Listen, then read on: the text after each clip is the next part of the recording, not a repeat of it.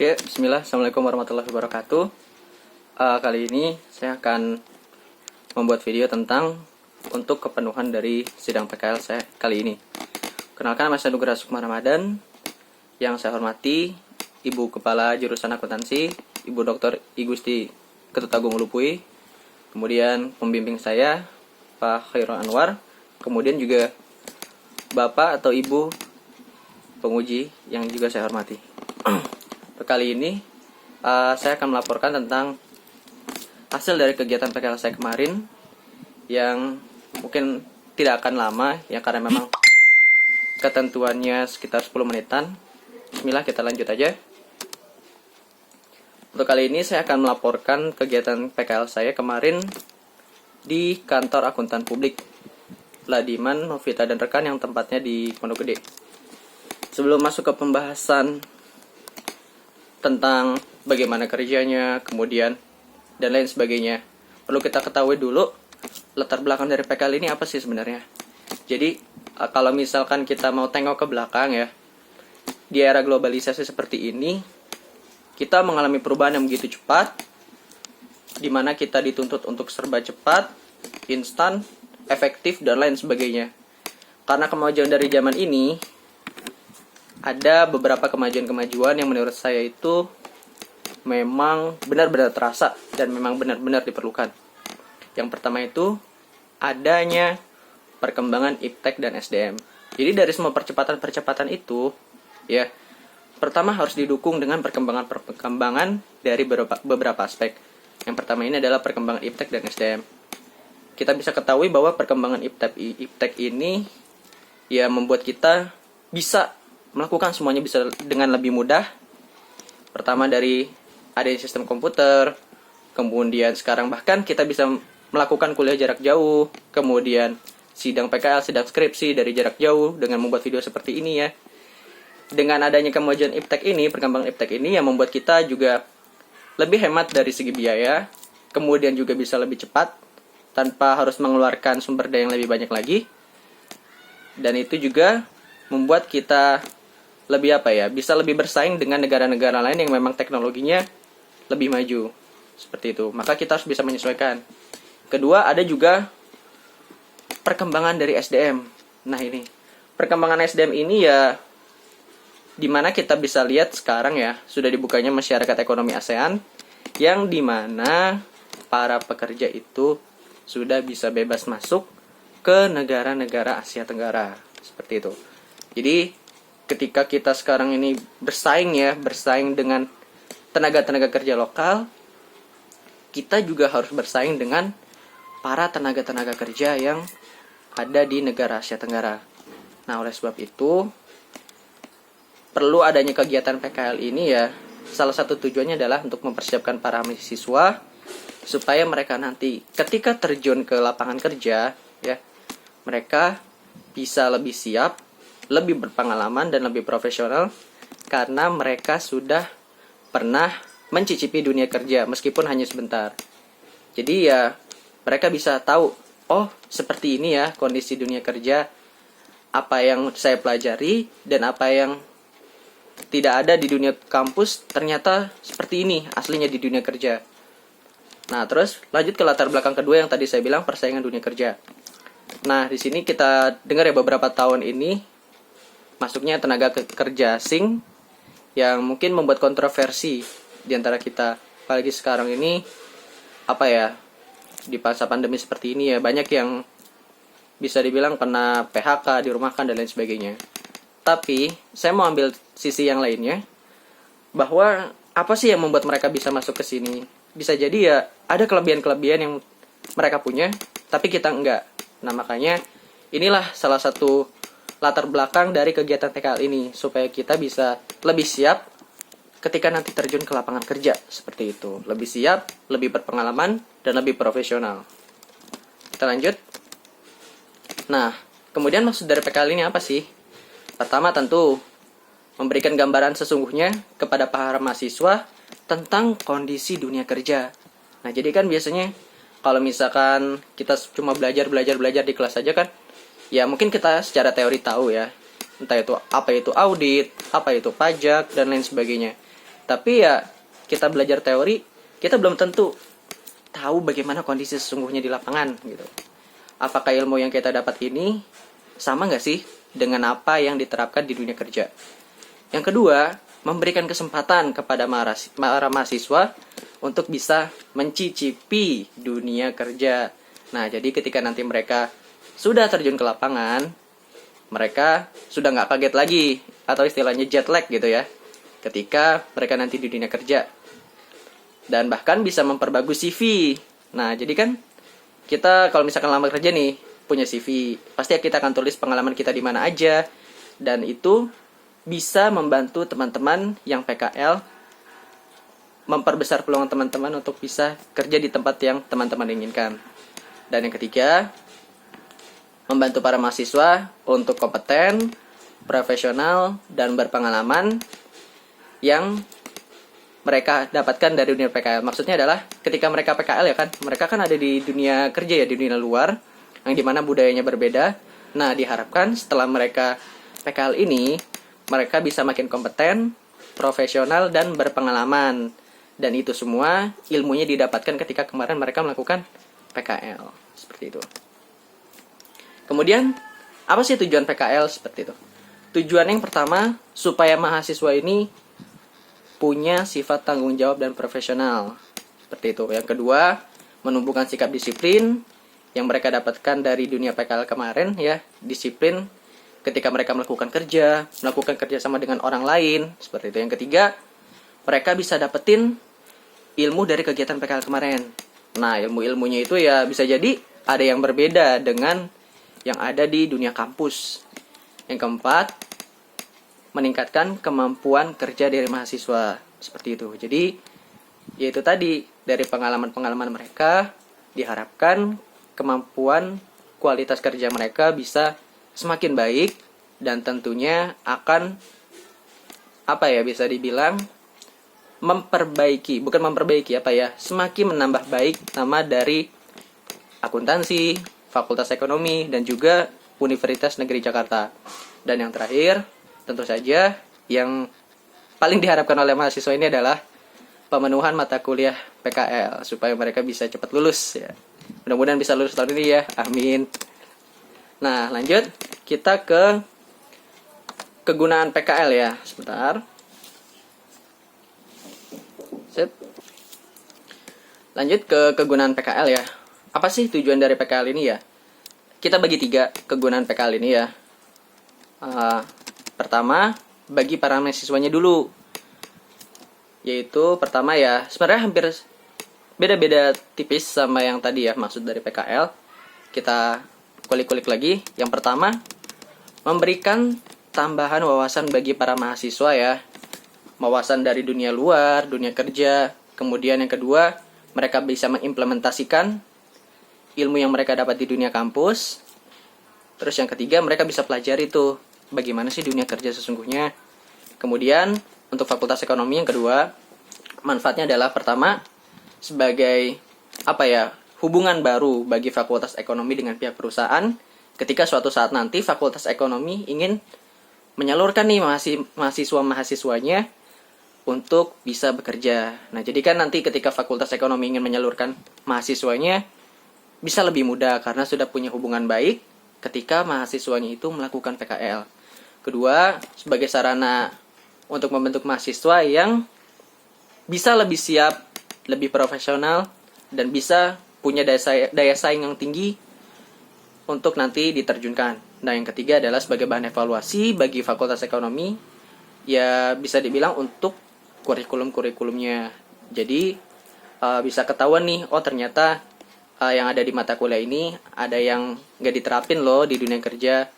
Dan yang ketiga, manfaat PKL untuk pihak perusahaan adalah pertama, membantu operasional mereka tentunya kan, dapat anak magang bisa membantu operasional mereka.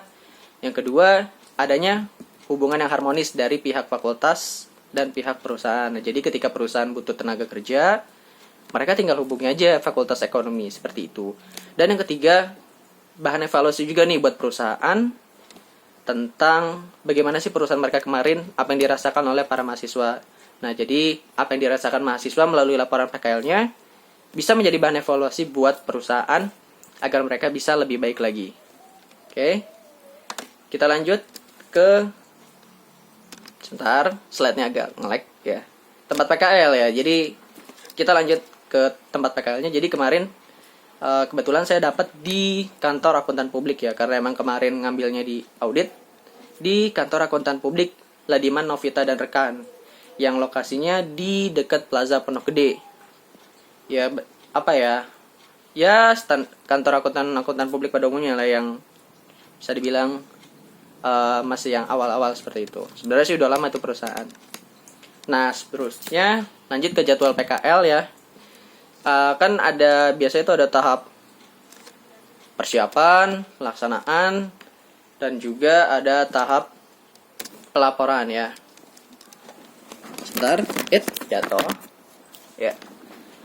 Nah, sebenarnya kalau misalkan saya kemarin itu ya, mungkin pada umumnya mereka akan membuat surat-surat permohonan PKL, tapi untuk saya kemarin, karena emang kan waktunya lama, akhirnya saya coba dulu via email. Kemudian setelah via email, seminggu kemudian diterima untuk bisa PKL dan dijadwalkan untuk wawancara. Kemudian seminggu kemudian dari penerimaan email itu ya, saya melakukan wawancara untuk diterima di PKL tersebut.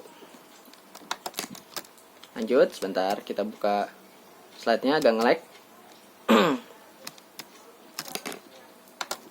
Nah, sebenarnya kita lanjut ke sejarah singkat perusahaannya. Jadi, perusahaan KAP Ladiman Novita dan rekan ini sebelumnya adalah kantor akuntan publik Pak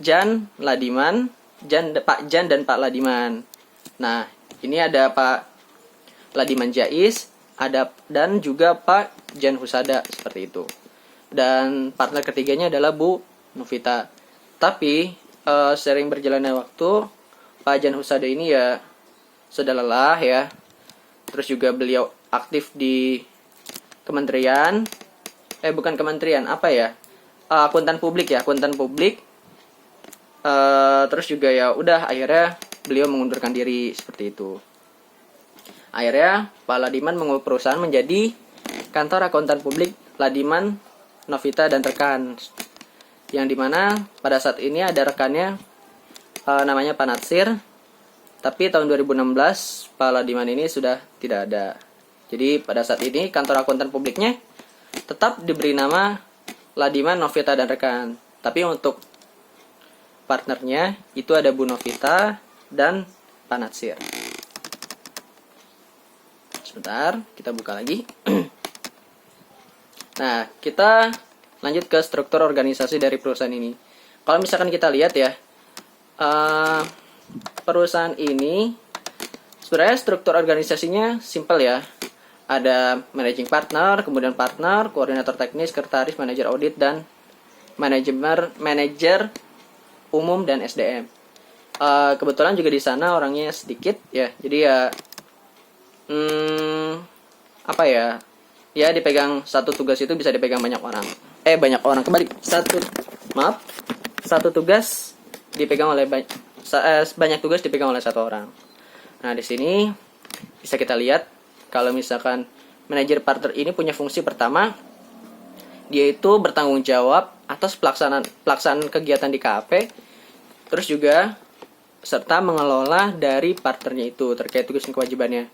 Yang kedua ada partner yang punya tanggung jawab melakukan menjalin hubungan dengan para mitra, para klien, terus juga menandatangani laporan keuangan yang sudah diaudit, melakukan penagihan terhadap fee audit, terus juga memimpin tugas dari kegiatan audit di klien, seperti itu. Yang ketiga, ada koordinator teknik, yang dimana punya tugas fungsi sebagai pertama, ada perencanaan, pelaksanaan, dan pelaporan kerja. Yang kedua, pengendalian mutu dari kantor akuntan publiknya. Yang keempat ada sekretaris yang mempunyai tanggung jawab sebagai pertama pengelola dokumen-dokumen yang ada di kantor akuntan publik. Nah, biasanya ini kalau misalkan ngaudit di perusahaan kan ada tuh dokumen-dokumen yang datang dari pihak perusahaan yang mau nggak mau memang harus dijaga dan dirawat dengan baik. Ya, sebentar, saya ganti posisi dulu ya. Ya, lanjut. Maaf tadi agak sedikit ganti posisi. Yang kedua adalah membuat surat konfirmasi kepada pihak klien. Nah, misalnya ini biasanya itu kayak misalkan ada surat penagihan, bukan surat penagihan, surat konfirmasi utang, surat konfirmasi piutang kepada pihak-pihak relasi dari klien, atau mungkin biasanya juga konfirmasi saldo bank, ya. Jadi biasa untuk rekonsiliasi bank, pihak sekretaris inilah yang membuat suratnya kepada pihak bank. Jadi KAP ini ingin tahu bagaimana sih kondisi rekening koran dari pihak perusahaan. Yang kelima ada manajer audit yang mempunyai fungsi pertama mengatasi kebijakan-kebijakan audit yang akan dilakukannya, ya. Terus juga mengawasi pelaksanaan kegiatan audit. Terus juga menguji gitu ya, menguji bagaimana sih pengelolaan yang ada di kliennya tersebut. Ya, pengelolaan aset, kemudian juga sistem akuntansi yang ada di perusahaan seperti apa, mereka diuji oleh pihak manajer audit. Terus juga ada kalau misalkan ditemukan sesuatu atau mungkin yang kelemahan di pihak perusahaan, nah manajer audit inilah yang berperan untuk memberikan evaluasi dan masukan kepada pihak klien terkait kelemahan-kelemahannya tersebut. Terus juga yang terakhir adalah mengevaluasi dari kegiatan auditnya. Jadi nggak cuma pihak perusahaannya aja yang dievaluasi, manajer audit pun memberikan evaluasi terkait kegiatan audit yang kita lakukan. Dan yang terakhir ada manajer umum dan SDM. Ya, kita geser lagi.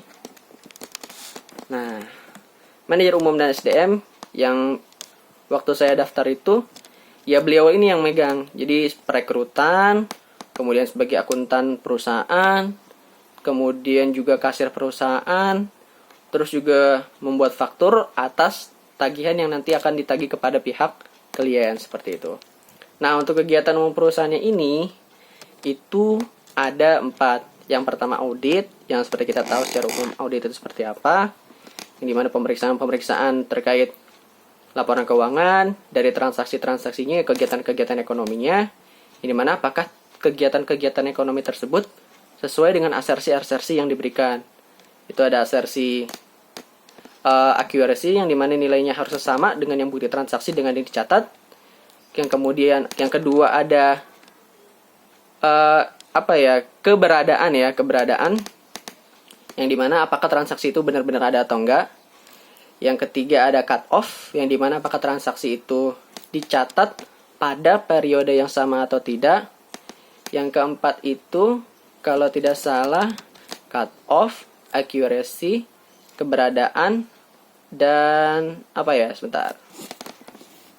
yang keempat itu ya completeness. Jadi apakah transaksi itu didukung dengan dokumen-dokumen eksternal yang lengkap, seperti itu.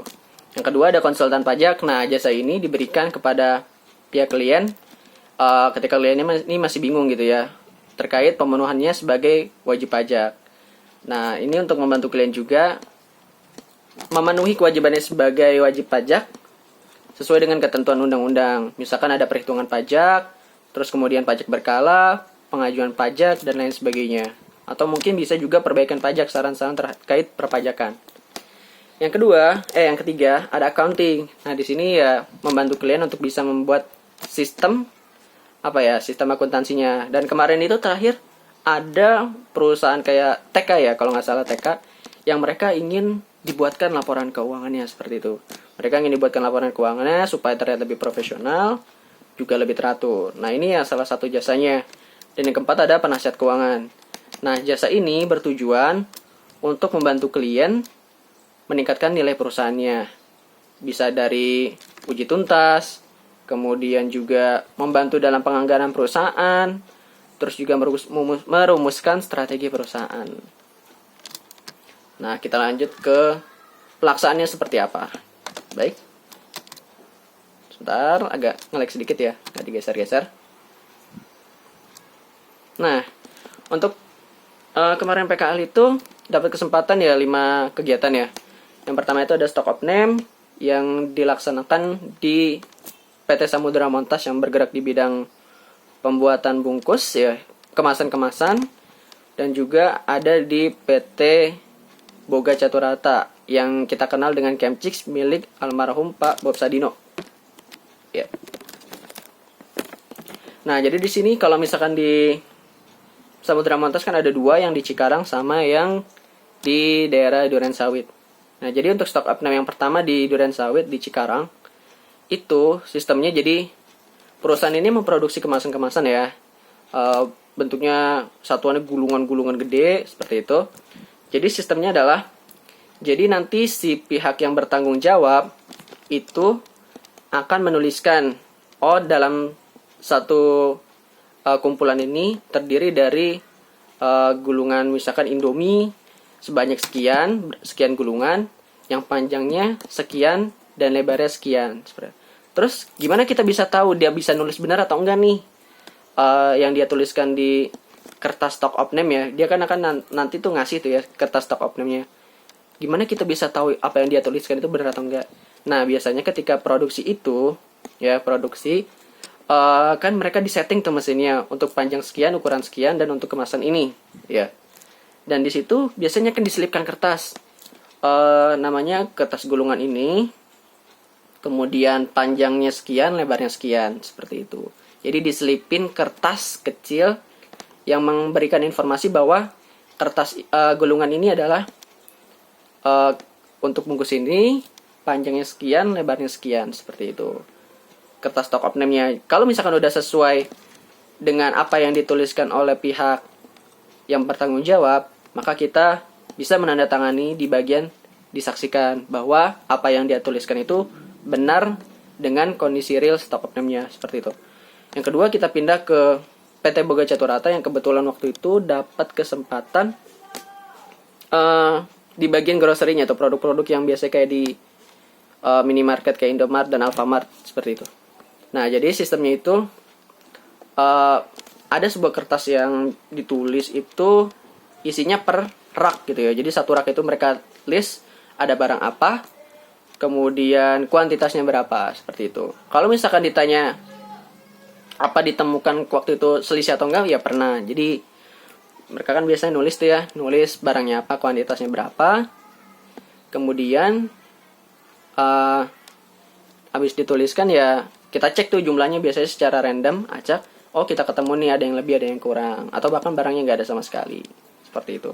Dan setelah itu, kalau misalkan ada kekurangan, ada yang tidak sesuai, kita berikan tanda di samping nama itemnya, kita tuliskan nominalnya, berikan tanda tangan, seperti itu. Dan ketika sudah selesai memberikan kegiatan stock option ini selesai, kita dapat kertas dari surat tugas dari kantor akuntan publik bahwa kita sudah melakukan tugas tersebut, tugas stock option-nya yang akan ditanda